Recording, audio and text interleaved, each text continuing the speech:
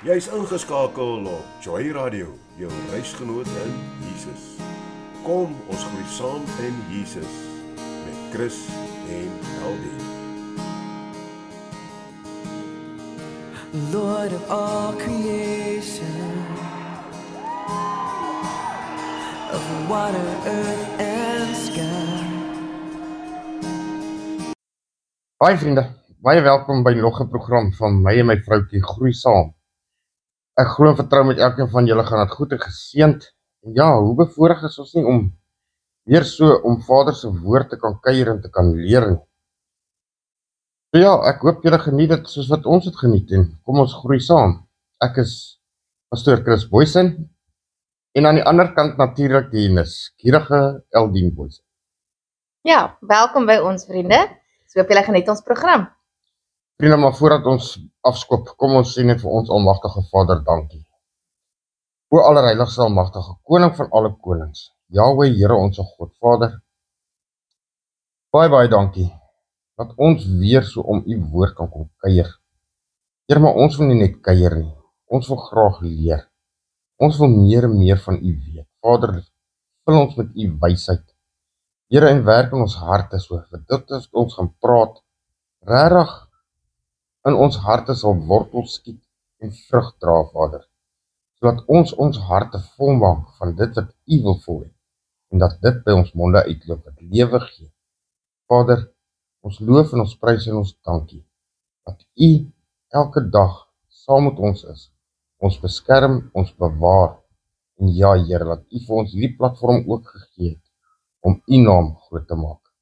Ek loof u daarvoor in Jesus Christus se wonderlike naam. Amen. Amen. Ok vriende, so kom ons groei. Ag, dis alweer Vrydagmiddag, maar daar's Chris.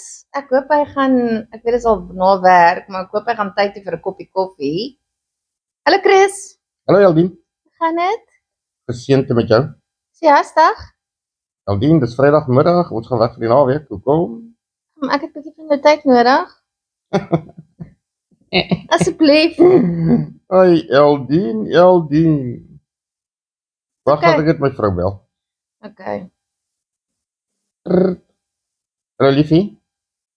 Jong, ek het net gou vir Eldien weer hierso by die kantien raak geloop. Ja nee, ek was op pad. Maar soos jy weet, is sy mos nou weer nuuskierig, want die hele week het mos so verby gegaan. Maar ja, ek gaan so 'n klein bietjie laat wees, so sien hou maar die kinders sit in toom. Ek maak dit so gou as ek kan, hoor. Okay, love you, bye.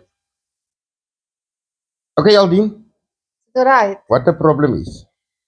Chris, ek het hierdie week weer besef hoe min ek eintlik verstaan van die hemelvaart. Want ons vier dit elke jaar, maar ek wonder, hoekom is hemelvaart regtig belangrik? Wat beteken dit vir ons geloof en hoekom gee die Bybel so spesifiek aandag aan? Eldien, dit is 'n baie goeie vraag daai.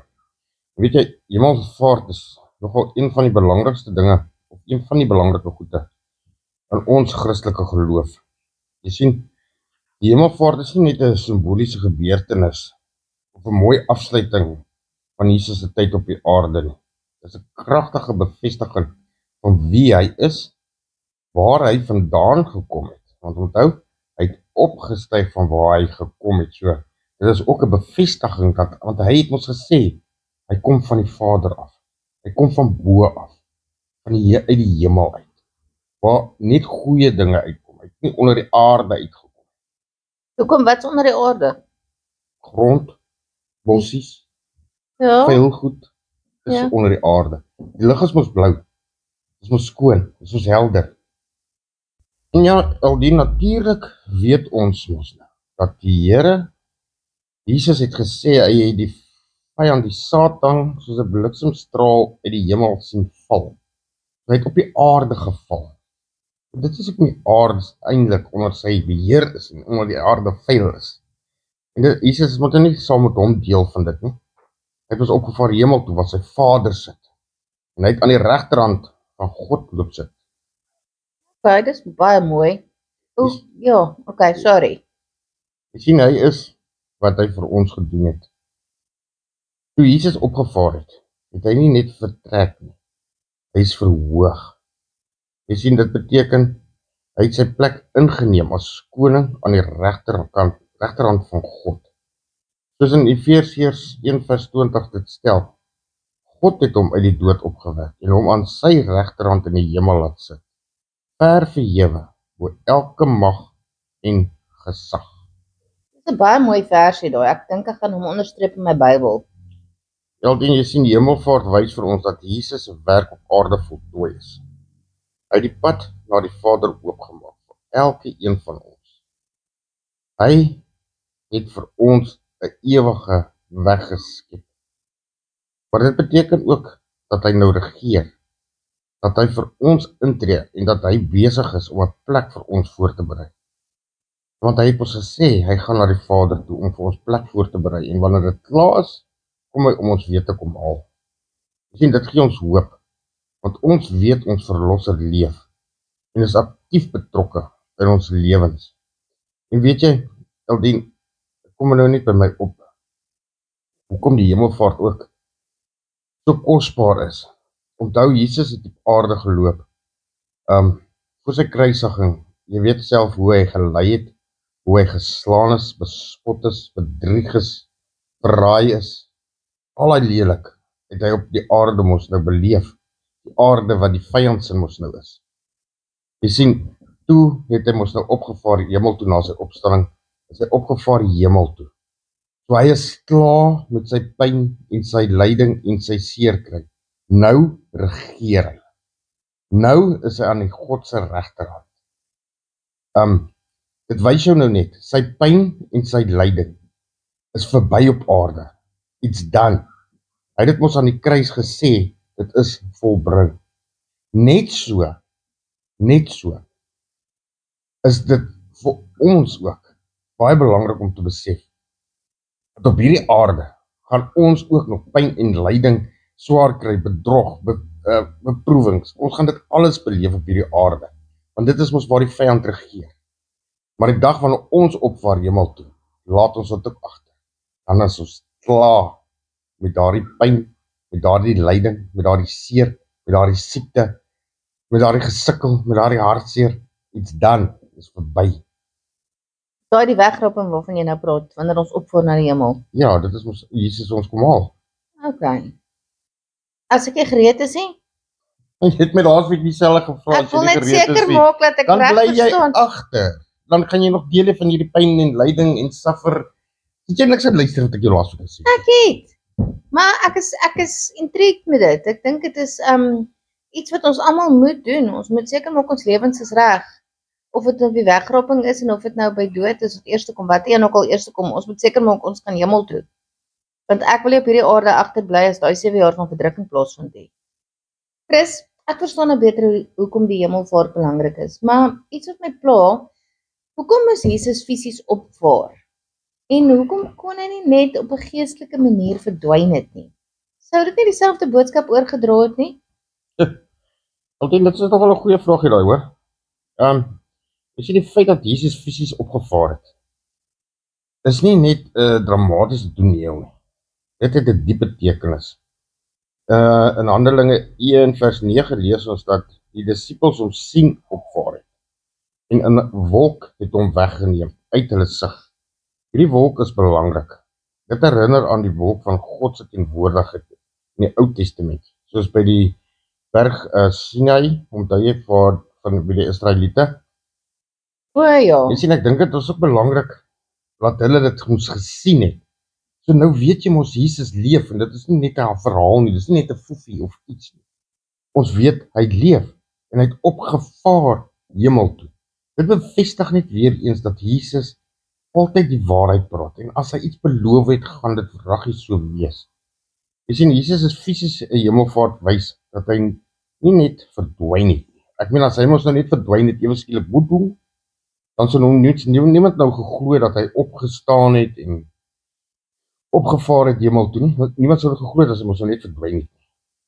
Jy sien, hy het oorgegaan na 'n nuwe fase van die bediening. Dit was ook bevestig van die disippels dat hy nou in die heerlikheid opgeneem is. Soos ek nou vir jou gesê het, sy lyding is verby.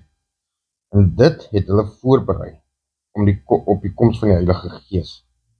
Ons sien Johannes 16 vers 7 sê, dit is tot julle voordeel dat ek weggaan, want as ek nie weggaan nie, sal die trooster nie na julle toe kom nie. Die trooster. Die trooster, die Heilige Gees.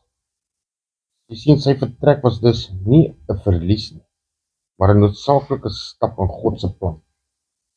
Ek dink daai wat Jesus opgevaar het na die wolke, dit moes darem maar amazing gewees het om dit te gesien het. Dink jy nie so nie? Ek verseker, ja. Sure. Ons gaan mos sien hoe kom hy ons haal op die wolke. Ja, ek kan net imagine iemand wat op 'n wolk staan en nou is dit nog Jesus ook. Dis moet amazing wees. So as Jesus opgevaar het, waar is hy nou presies? Ek weet mense sê hy is in die hemel, maar wat beteken dit prakties? Is hy ver van ons af? Is hy nog steeds hier naby ons? Hoe werk dit? Want volgens die Bybel is Jesus aan die regter hand van God. Dit is sy plek van die hoogste gesag en eer. Maar Jesus is dan God. Ja, Jesus is God die Seun. O ja. So hy sit aan die regterhand van God die Vader. Dis korrek, ja. Okay. Sien in Efesiërs 1:20 sê hy, is ver verhewe bo elke mag en gesag. Jy sien, maar dit beteken nie hy is ver weg of onbetrokke nie. Inteendeel, hy is nou op 'n plek van almag, waar hy alles sien, alles weet en alles regeer. En deur die Heilige Gees is hy steeds naby aan elke gelowige. Onthou ek het jou laas gesê, Jesus is so ver soos wat jy hom hou. En so groot soos wat jy hom maak. Korrek, ja. Ja, ek onthou dit. Hy sê, onthou dan hier en daar iets. Ja. Dis pragtig. Dis in Matteus 28:20 sê hy, ek is met julle al die dae tot aan die volëinde van die wêreld. Jy sien, Eldinkie, hoewel hy nie meer fisies op aarde is nie, is hy geestelik teenwoordig op 'n manier wat selfs meer intiem is, as toe hy net op een plek op aarde kon wees. Ja, dis vir my baie groot om te verstaan. Vir my verstandjie. Ja, jou arme verstandjie. Maar ek sê van net, dit is iets wat ons breine nie sommer net kan verstaan nie. So, wat doen Ja, maar jy sien, wag, laat ek jou daar stop nie. Ek is so bly jy sê dit dat ons breine dit nie kan verstaan nie. Dit wys jou net weer eens van God se almag nie. Jy moet dit glo. Jy moet dit nie verstaan nie, jy moet dit glo. Ja, jy moet dit Dan maak dit vir jou sin. Dis interessant. Dan is dit asemrowend. Dan slaan dit jou asem weg. Iets amazings. So mense wat dit nie glo nie, vir hulle beteken dit niks. Korrek. En vir hulle maak dit nie saak nie. Korrek. Maar eendag sal hulle uitvind dit het saak gemaak en dit was die waarheid. Natuurlik. Soos almal dit gaan doen. Ek weet net sorg dat ek reg is in my lewe. My sonde begin meer bely en ek moet meer tyd saam met God spandeer. Nee, Eldien, jy moet 'n verhouding met Jesus hê. Ja, ek weet, dis wat jy Ons is nog op 'n sondige aarde. Ons gaan nog elke dag gaan ons in sonde beland. Maar jy het 'n verhouding met Jesus en deur daardie verhouding kan jy vergifnis kry vir jou sondes. Ons is nie perfek nie. Ons is nog nie perfek nie. Ons het nog nie ons perfekte liggaam. So ons is nog in 'n sondige natuur want hierdie liggaam van ons is sondig. So dit is hoekom die genade onbeskryflik groot vir ons is. So jy is uit genade gered. Nee, jy moet meer Bybel lees. Jy kan jou Bybel lees tot jy blou in die gesig is. Maar as jy nie 'n verhouding met die Here Jesus het nie, gaan jy dit nie maak. Hey, daar's mos so 'n liedjie, genade onbeskryflik groot. Ek onthou hom. Ek het hom al gesing in die kerk. Weet jy? Ja. Ek het nog net by die kerk geloop. Nee, ek het dan Nooit ingegaan nie. Ek het kerk gegaan. Dis by sonnaarskool wat die probleem was. Ja. Okay. So, Mooi never too late, hè? ja, dankie vir jou, want anders sou ek hierdie goeie geweet het hê. Chris, wat doen Jesus nou dat hy in die hemel is? Is hy net besig om te wag vir die dag van sy wederkoms? Of dink jy hy's aktief betrokke in wat hier op die aarde aangaan? Eldien, Jesus is baie aktief besig, hoor. Sy hemelbediening is vol lewe en betekenis. Maar wat doen hy? Eldien, daar's 3 belangrike dinge wat hy besig is. Hy regeer. Onthou, hy is koning oor alles. Alles in die skepping is onder sy gesag. Dit beteken, niks gebeur buite sy beheer. Selfs al verstaan ons dit nie altyd. Baie kere vra jy maar, hoekom die, hoekom daai? Maar weet jy, alles is in God se plan, en God se tydsberekening perfek. Jy sien, hy tree vir ons in. Jy sal nooit in jou lewe 'n beter advokaat kry as wat ons nou in die hemel het. En dit is Christus Jesus. Dis die een wat gesterf het. En hy tree vir ons in. Hy is ons hoëpriester, ons voorspraak. Jy sien Eldien, wanneer jy bid, wanneer jy worstel, wanneer jy die woorde het nie. Hy dra jou voor die Vader. So dis daarso wanneer ek bid en ek weet nie presies wat om te bid nie. Ek weet wat ek wil sê, maar ek het nie die woorde om dit te sê nie, dan doen Jesus my voorspraak by God. Eldien, sien ek verstaan dit so. Die Heilige Gees. Ons bid in die Heilige Gees na die Here toe. So, hy maak ons woorde aangenaam vir Vader. Jesus Christus staan daar as die Satan kom om ons aan te kla. En al wat hy doen is, hy wys net sy hande vir hom, sorry, daai boete is reeds betaal, kry iets anders. O, Dis wat Jesus doen. Jy sien, en hy berei vir ons plek voor, soos hy gesê het in Johannes 4 vers 2. Hy gaan om vir ons 'n woning voor te berei. Jy sien, dis persoonlik. Hy dink aan jou en aan my. Hy dink aan almal. So hy is besig om ons plek voor te berei en alles gereed is. Daardie dag, dan kom hy ons haal. ons het nou gepraat van sonde, of jy het nou gepraat van sonde wat vergewe word, né? Is dit daai wat jy gepraat het van God wat dit weg na die diepste waters toe, en dan sit hy 'n bordjie daarop, wat staan nou weer daarop? No fishing. No fishing. Ja. Maar wat beteken dit eintlik? Jy kan nie al gaan visvang. Ja, jy kan nog 'n vis vang, so beteken dit Wat beteken dit as jy in die dorp ry en daar staan nou paak? Gaan jy daar paak? Ja, jy sal. ek sal. Hoe weet jy ek sal op verkeer? Eldien, jy doen ons alles net anders toe. Ja, dis waar, né? Ja. Okay, so dit beteken ons sondes is weg en God het dit vergewe en vergeet en selfs ons mag dit nie weer uithol nie. Ja, moet dit weer gaan haal nie. Waarvoor moet dit weer gaan haal? As God ons straf vergewe het, is dan spytvol. Maar al die goede wat ek verkeerd doen, partykeer dan kom dit weer by my op, ek het dit gedoen. Spytvol. Maar waar kom dit van? Hoekom dink ek weer daaraan? Want die vyand wil jy daaraan kom herinner mos. Hy wil mos vir jou sê, ja, jy is nie moeite werd nie. Jy is 'n sondaar. Here gaan jou nooit vergewe nie en al daai leuns wat hy so lyk om oor te dra aan jou. Ons dit kom van die duiwel af. Verseker. Dink jy nou Jesus gaan jou kom herinner aan jou sondes as jy dit klaar bely het en jy klaar vergewe het? Ja, maar ek mens weet nooit. Regtig, Eldien? Ja, okay, ja, jy's reg, dit moet die duiwel wees. Want God het dan nou vir ons vergewe. Nou ja, presies. Hey. Ja, ek sê jammer dat ek partykeer so 'n bietjie blond is. Partykeer. Ek baie keer. Ek sê niks. Jy het genoem dat Jesus vir ons intree. Ek hoor dikwels in jou preke, maar ek wonder partykeer, wat beteken dit? Hoe werk dit dat hy namens my voor God staan? En hoekom? Dis soos ek vir jou nou gesê het. As die vyand mos nou kom daarso sê, oorie maar Eldien het nou die en daai gedoen. Dan sê Jesus, maar is klaar vergewe, sy's vrygekoop, kyk die gate in my hande. As jy nog bewys wil hê. Jy sien dit is een van die mooiste waarhede van die evangelie. Wanneer ons sê Jesus tree vir ons in, beteken dit dat hy is ons voorspraak. Soos ek jou gesê het, ons gaan nooit weer 'n beter, slimmer advokaat kry as Jesus Christus, wat daar in die hemel vir ons voorspraak doen. Jy sien, iemand wat jou naam noem voor die Vader. Hy sê vir Vader, maar Vader, ek het tot vir Chris ook gesterf, ek het sy sondes ook op my gevat. Dis wat hy doen. Ons lees in Johannes 2 vers 1, as iemand sondig, het ons 'n voorspraak by die Vader, Jesus Christus, die regverdige.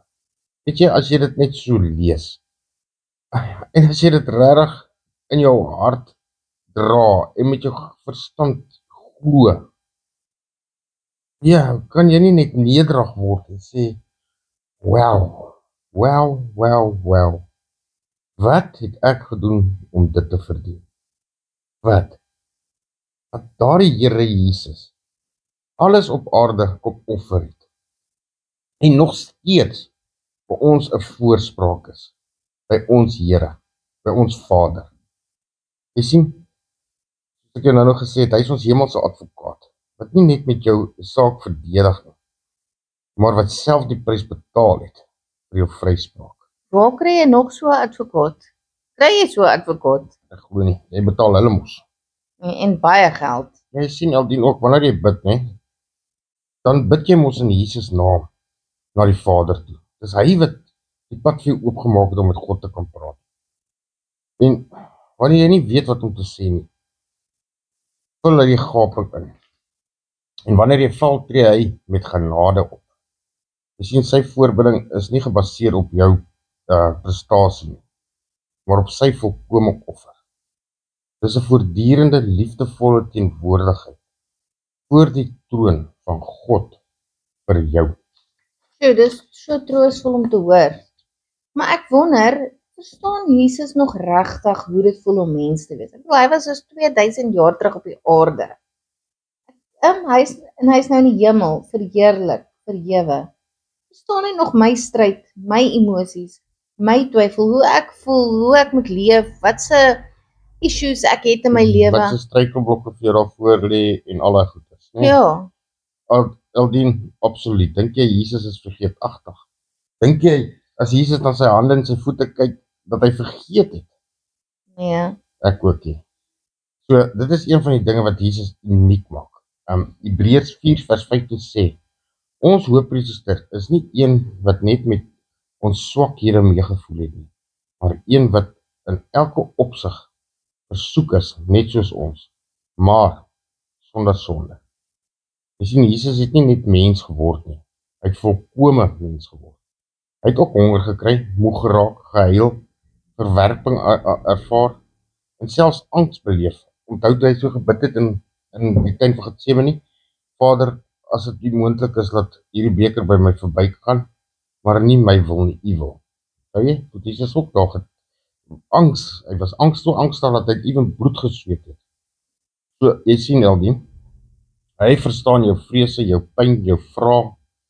Hy weet presies waarmee 'n mens worstel. En omdat hy dit beleef het, tree hy nie net in met kennis nie, maar met deernis. Jy het nie 'n afstandelike verlosser nie, hoor. Jy het 'n koning met volkome empatie, wat presies weet wat aangaan. En onthou, weet jy, Jesus weet wat voor lê. Hy sien wat gebeur. Dis hoekom ons moet bid, Here, beskerm ons, help ons, lei ons.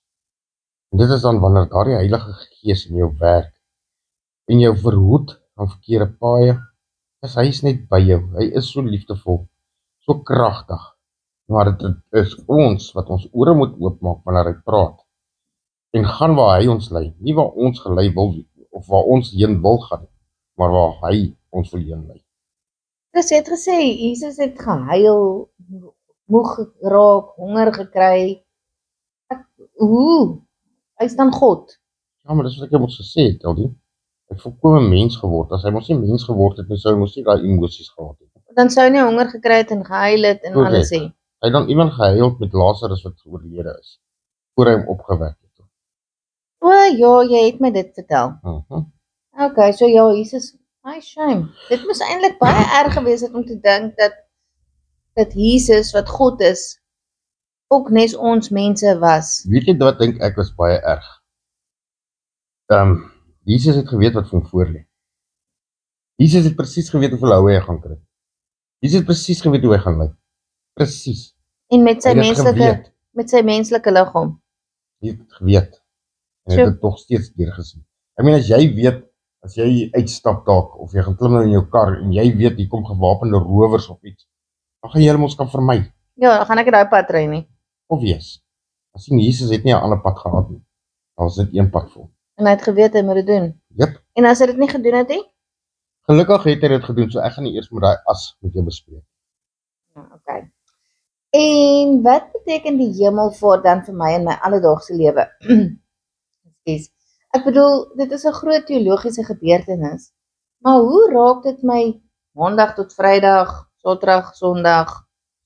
Ja, dit is 'n belangrike vraag, want geloof moet prakties wees. Jy sien, hemelvaart beteken jy leef nie net met 'n aardse perspektief nie. In Kolossense 3 vers 1 sê, soek die dinge daarbo waar Christus is. Rig julle gedagtes op die dinge daarbo, nie op die dinge op aarde nie. Dis interessant dat jy dit sê, want ek het al gehoor hoe bid jy dit. Is dit? Wanneer het jy dit gehoor? In een van jou preke. O, okay. Ja, dan sê jy daarso vir God jy vra vir God om ons te laat fokus op die dinge van die hemel, nie op aardse dinge nie. Ja, maar dit is mos nou waar die lewe gaan. Ek meen, hierdie aardse dinge en die aardse lewe, dit gaan ons verby, dit verdwyn.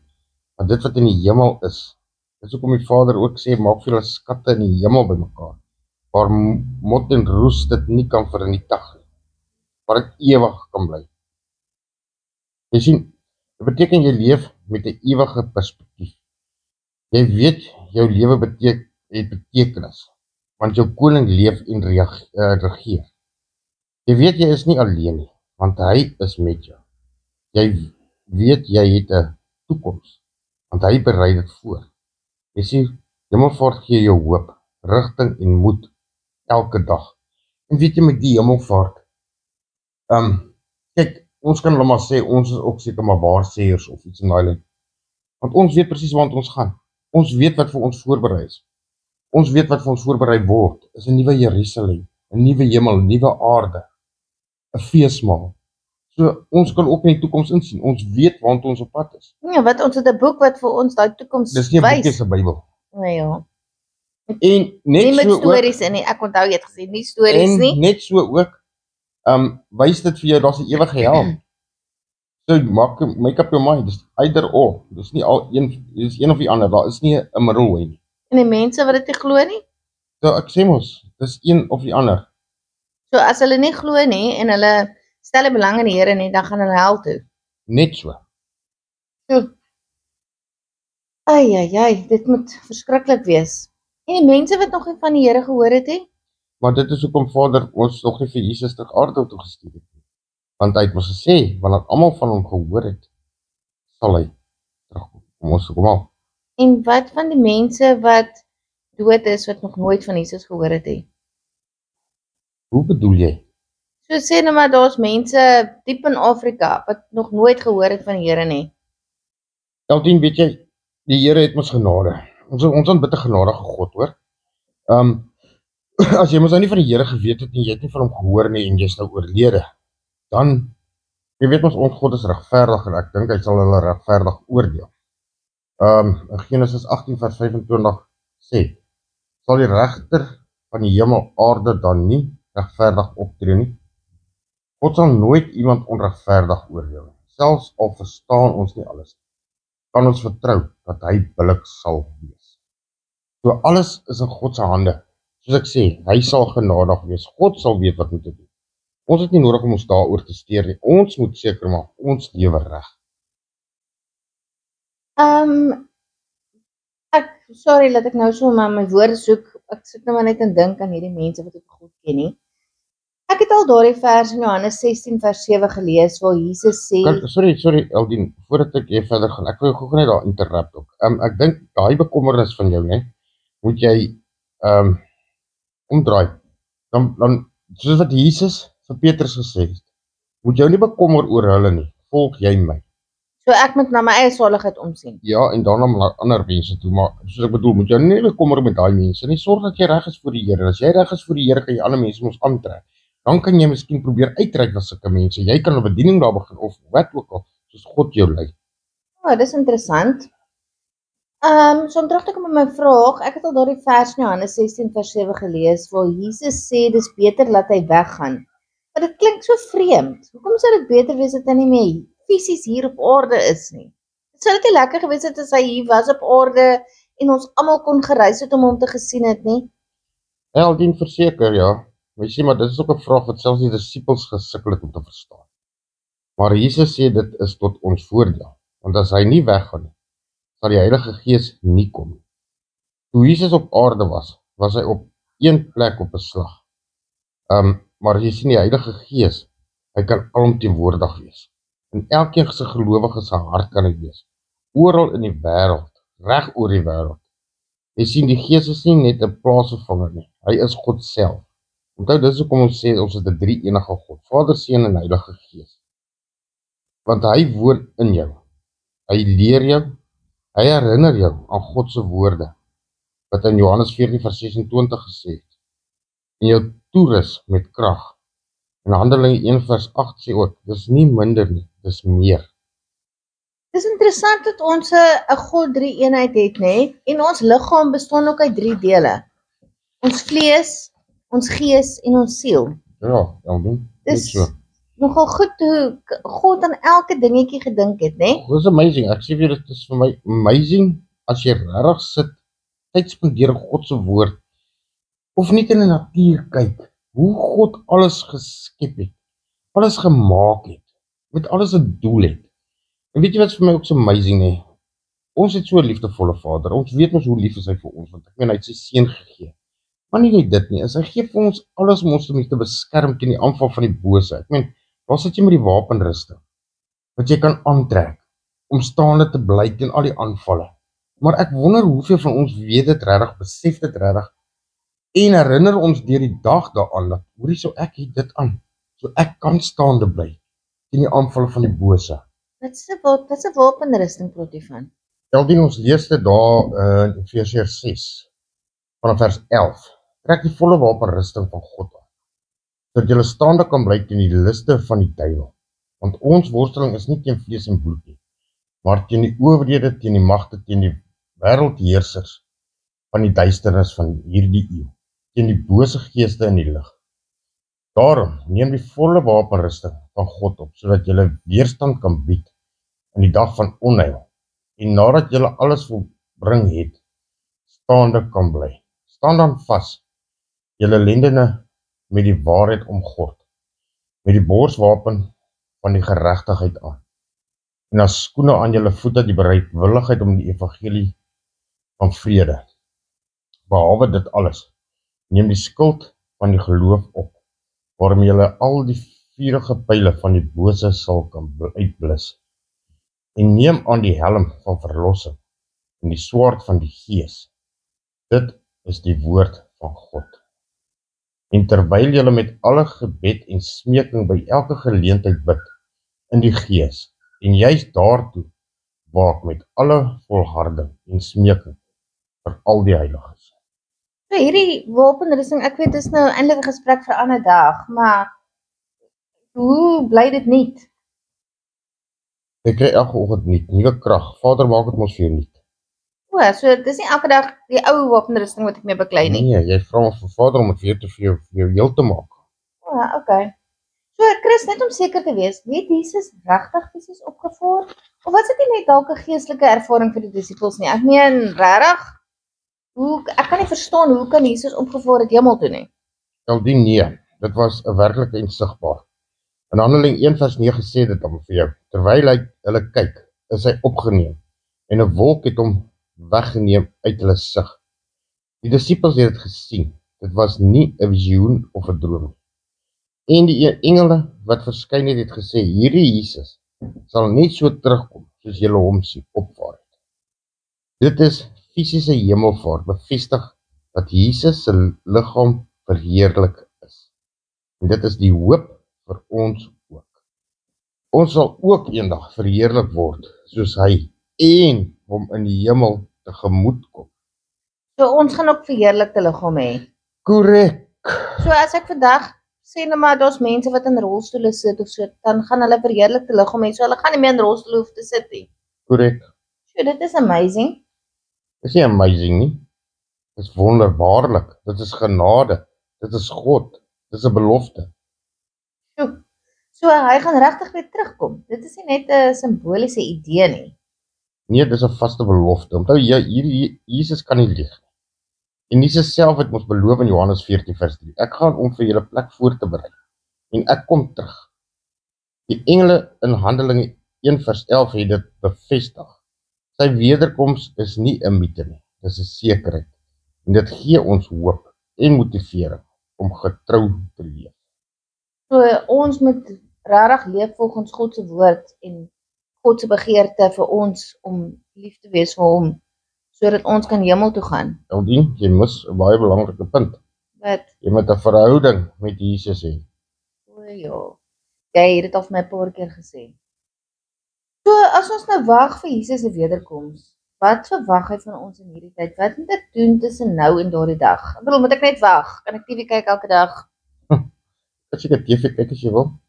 Dit is 'n belangrike vraag, want ons wag nie passief nie. Ons wag aktief. Aktief? Aktief ja. Jesus het ons 'n opdrag gegee, Matteus 28 vers 19. Gaan dan heen, maak disippels van alle nasies en leer hulle om alles te onderhou wat ek julle beveel het. Jy sien, ons is geroep om sy liefde te deel en sy lewe te deel en sy evangelie te gaan verkondig. So ons gaan nie net sit en wag en TV kyk nie. Ons gaan aktief wees. Maar, okay, so moet ek nou uitgaan en diep in Afrika gaan, of? Jy vra die Heilige Gees om jou te lei, waartoe hy jou lei, daar gaan jy. Jy sien, ons moet ook in geloof leef. Nie net glo dat hy bestaan nie, maar om vertrou in elke aspek van ons lewens. Jy sien, jy kan nie gaan verkondig iets wat jy nog nie heeltemal glo of verseker is. En ons moet die evangelie uitleef in ons werk, ons gesinne, ons gemeenskap, ons vriendegroepe, en ons moet waaksaam wees, gereed vir sy koms. Soos die wyse meisies in Matteus 25. Dit is 'n lewe van hoop, diens en verwagting. Ons moet gereed wees. Dis die eintlike belangrike ding. Ons moet gereed wees en Wanneer ons moet Jesus kom, ja. Ja, en ons moet in daai tyd wat ons wag, met ons lewe so leef soos wat jy altyd sê, ons liggie moet helder skyn. Korrek. Dat ons mense moet aantrek om so wil wees soos wat ons is, wat die liefde van God het. So, maar as dinge in my lewe buite beheer voel, dan weet ek Jesus regeer oor my lewe as alles rondom my so onseker is. Jy weet ek is iemand wat maar baie twyfel. Ja, Eldien, wat kan ek vir jou sê?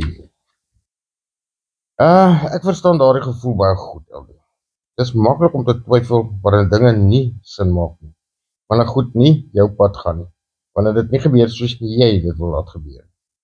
Jy sien, maar geloof beteken om te vertrou, selfs wanneer jy nie sien nie. 2 Korintiërs 5 vers 7 sê, ons leef deur geloof, nie deur aanskouing nie. So, ons moet glo. Ons moet nie wonderwerke die hele tyd verwag nie. Alhoewel daar wonderwerke gebeur, moet ons nie verwag om dit te sê nie. Ons moet God vertrou en op hom glo. Ja, Eldie, jy sien, Jesus is nie net koning oor die wêreld nie, hy is koning oor jou lewe. Romeine 8 vers 28 herinner ons dat God alles ten goeie laat meewerk vir die wat hom liefhet. Selfs die pynlike dele van jou storie is nie buite sy beheer. Jy sien, hy is besig om iets moois te vorm, selfs al sien jy dit nog nie. Jy moet net met geloof loop, jy moet weet die Here is met jou, by jou. Obviously gaan die vyand kom om jou aan te val. Dit is sy natuur, dit is wat hy doen. Om jou stukke te stel en te laat twyfel. Dit is maar sy motief. Maar, weet jy, ons kyk ons op hemel toe. Waar sal jou hulp vandaan kom?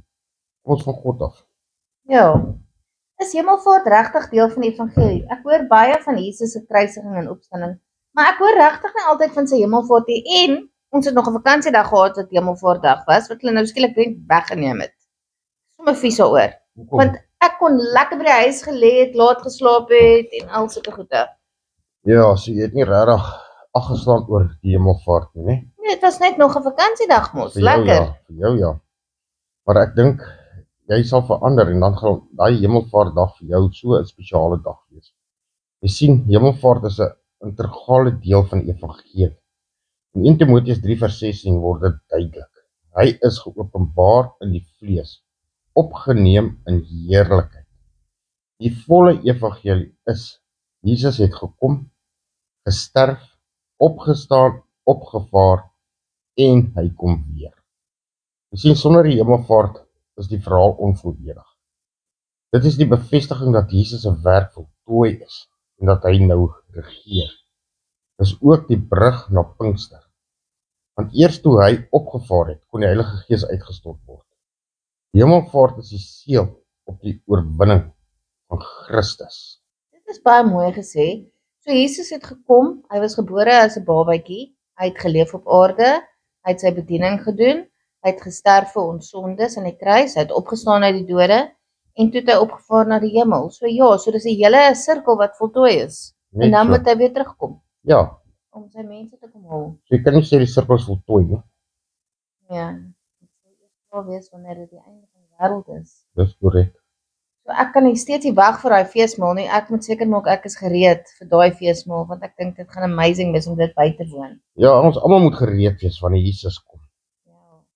En toe help die Heilige Gees my nou. na Hemelvaart? Wat doen hy in my lewe? Aldien die Heilige Gees is God se teenwoordigheid in jou.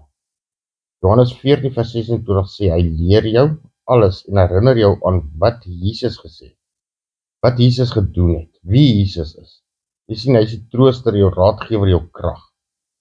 Hy help jou om te bid wanneer jy nie woorde het. Hy maak jou gebede aanneemlik vir Vader. Romeine 8 vers 26 sê hy gee jou die vrugte soos liefde, vrede, geduld. Dit staan ons nou daar in Galasiërs 5. En hy gee jou die gawes om ander te dien. Jy is nooit alleen nie. Die Gees is in jou, werkend, vormend en versterkend. Maar wie is die Heilige Gees? Waar kom dit vandaan? Die Heilige Gees, Eldien, is deel van die drie eenheid van God. So sê dit. Vader, Seun en Heilige Gees. Is dit ook 'n persoon? Eldien, hulle is deel van die eenheid van die Here. Vader, Seun en Heilige Gees. Maar kan ek Jesus nog regtig ervaar, al is hy nie meer fisies hier nie? Of is dit nou net 'n herinnering aan hom? Jy kan hom meer ervaar as ooit, Eldien. Jesus is nie weg nie. Hy is net op 'n ander vlak van teenwoordigheid. In Johannes 14 vers 18 sê hy, ek sal julle nie as wesies agterlaat nie. En ek kom weer na julle toe om julle te kom haal. Jy sien, deur die Gees is hy in jou hart, in jou denke, in jou daaglikse lewe. Jy ervaar hom in gebed, in woord, in gemeenskap van gelowiges, in die natuur, in die verkeer werk toe, en soms in die stil oomblikke, weet jy net, hy is by jou, hy is saam met jou, hy is jou verlosser, hy is jou Here, hy is die weg, hy is die waarheid, hy is die lewe, alles wat mooi is, dit is die Here Jesus Christus, en hy is nie weg nie. Maar hoekom is dit dan belangrik dat Jesus nou aan die regterhand van God sit? Wat beteken dit? Hoekom daardie posisie? Jy sien daardie posisie nie, die regterhand van God is die plek van die hoogste gesag, eer en mag.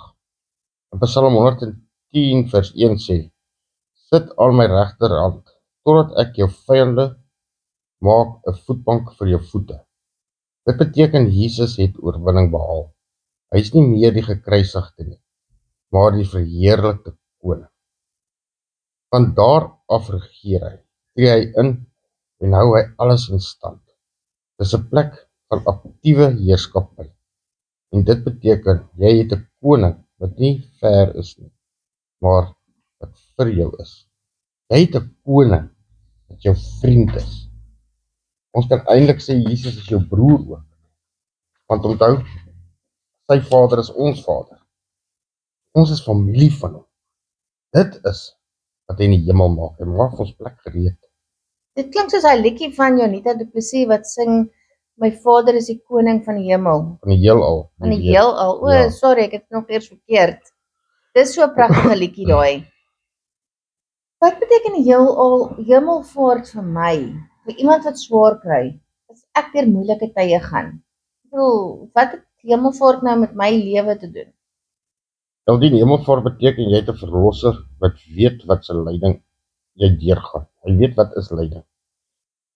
En wat nou in die heerlikheid is. Hy het nie net gelei nie, hy het oorwin. En hy is nou jou voorspraak, jou trooster, jou hoop. Jy sien, hy het die oorwinning gegee vir ons elkeen. Hy het vir ons elkeen kom wys, daar is oorwinning. Hebreërs 2 vers 18 sê, omdat hy self gelei het, toe hy versoek is, kan hy die help wat versoek word. Jy is nie alleen in jou pyn nie. Jesus is nie net bewus daarvan. Hy is teenwoordig daarin. Hy bring betekenis, troos en uiteindelik oorwinning.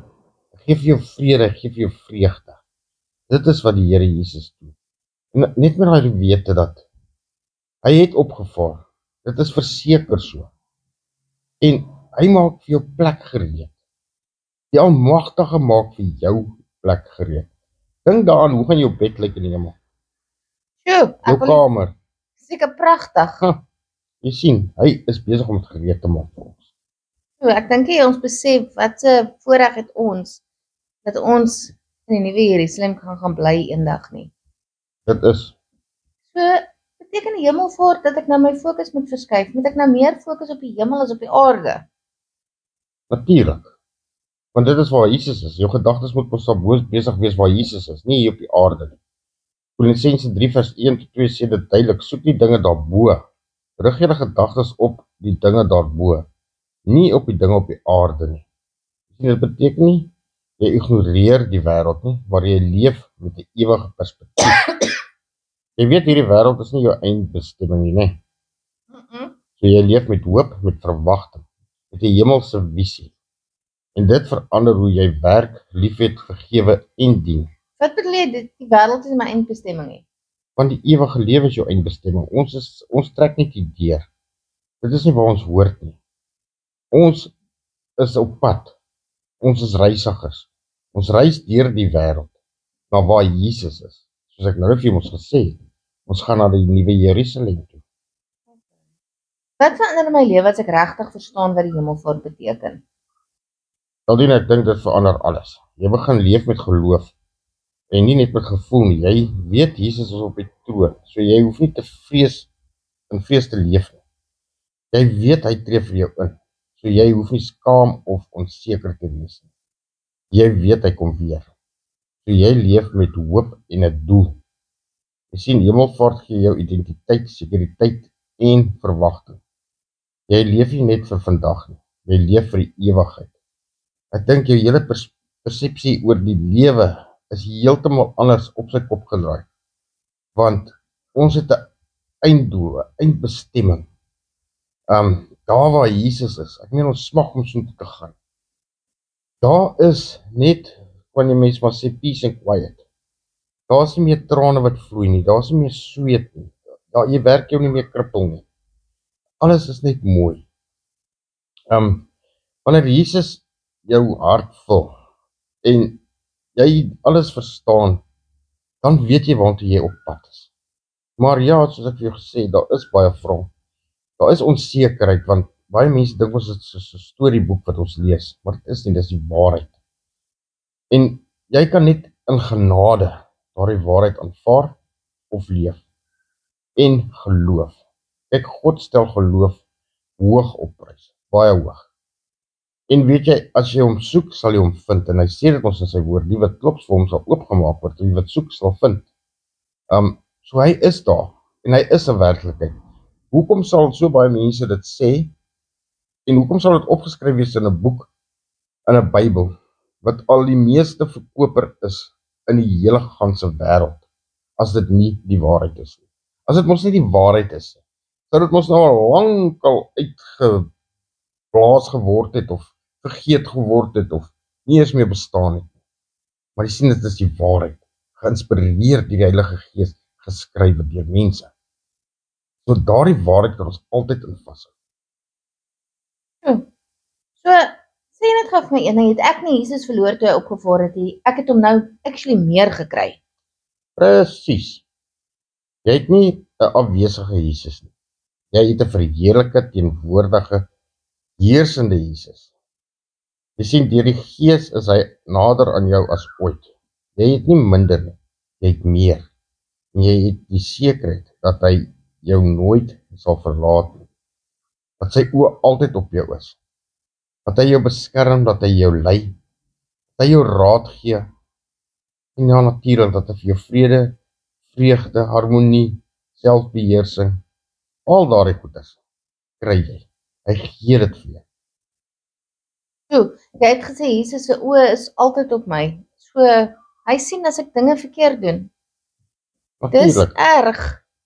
En jy moet onthou ook, hy sien dit nie.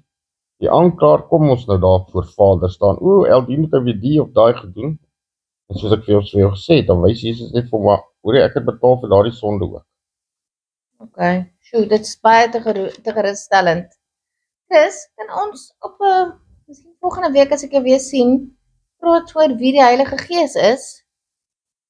Eldien, ja, ons kan dit 'n bietjie verder uitbrei. Ons kan 'n bietjie daar gesels, maar ons het ongelukkig nie nou regtig tyd daar nie, want dit is ook 'n goeie uur of uur en 'n half, 2 ure se gesprek daar wat die Heilige Gees al betref.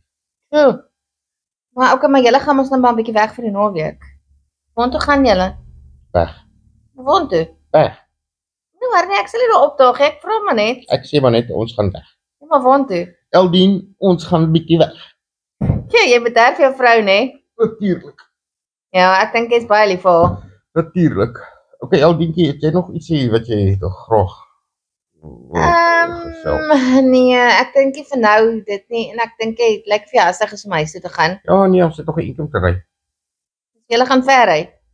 Eldientjie, is daar nog om so nuuskierig te wees? Ek het weer gesê van 'n skierigheid is die kerke leeg en die tronke vol. Maar ek het maar net You don't gewonder. need to know. Jy sal need to know basis and you don't need to know. Ek is seker as ek jou vrou bel, gaan sy my ook nie sê nie. Sy gaan dink net ek kom ek aan om Alright, praat te Eldien, vra. hoorie so jy was nou heeltemal jy hou my nou op. Dit was 'n lekker gewees. Ek hoop jy het iets geleer daaruit. Onthou net, Ja, die Here is naby jou. Hy maak vir jou plek gereed. Sy oog is altyd op jou. En hy sal jou nooit verlaat nie. Hy is altyd by jou. ja, dis pragtige woorde. En soos hy opgevaar het, kom hy weer terug. Dis 'n belofte. Dit staan in die Bybel. Dit staan daar, ek lees dit. God het so gesê, ek glo dit en dat is dit. Oh, nog net een vragie. Jy gaan mos nou weg en of ek nou gaan daar nie 'n preek wees nie. Moet sê weg vir die naweek. Dalk gaan ek dit weg vir die aand. O, Ook okay. om skierig te wees. O, so daar gaan 'n preek Ek het 'n wees. privaat lewe ook, hallo. Ja. Ek kan op JC Administration se YouTube kanaal gaan kyk.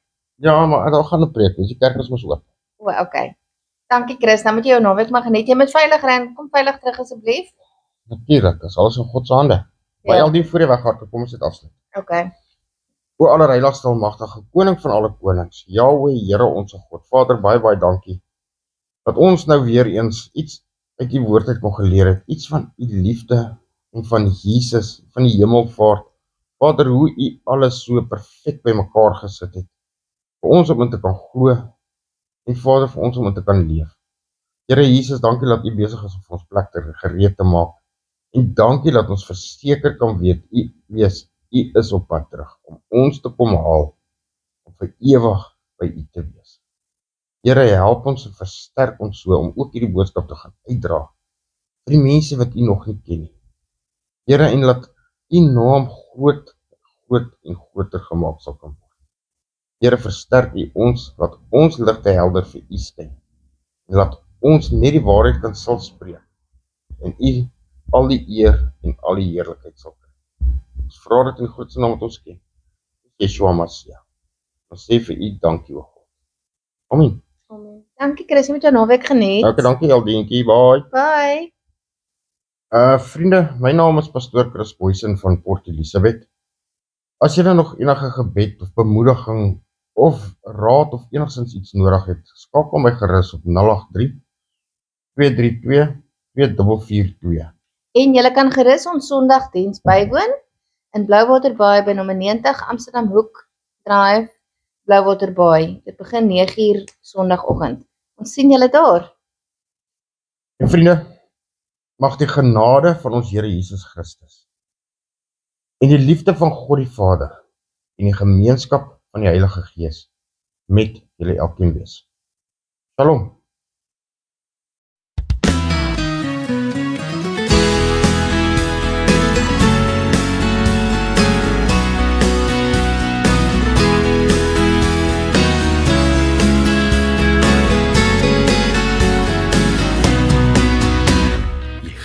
So breed, as jy my vriendelik groet, jy lyk tog so selfversekerd, met die wêreld aan jou voete, voel jy soos 'n reus, bly die lewe 'n fees.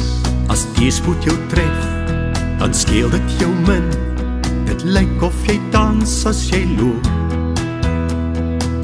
Ek kon dit nooit verstaan nie, ek moes die antwoord hê, en toe hoor ek jou sê, my pa is die koning van die heelal, jy weet, en kom wat wil, ek sal dit nooit vergeet nie. Die wind kan waai, die berge kan val, hy het gesê hy voorsien en hy sal. Ek is die koning se kind, ja dit maak my 'n prins. My lewe is Christus, selfs die dood is 'n wins. Vir niks is ek bang nie, dit sê ek jou nou. My pa is die koning, onthou. Moes ek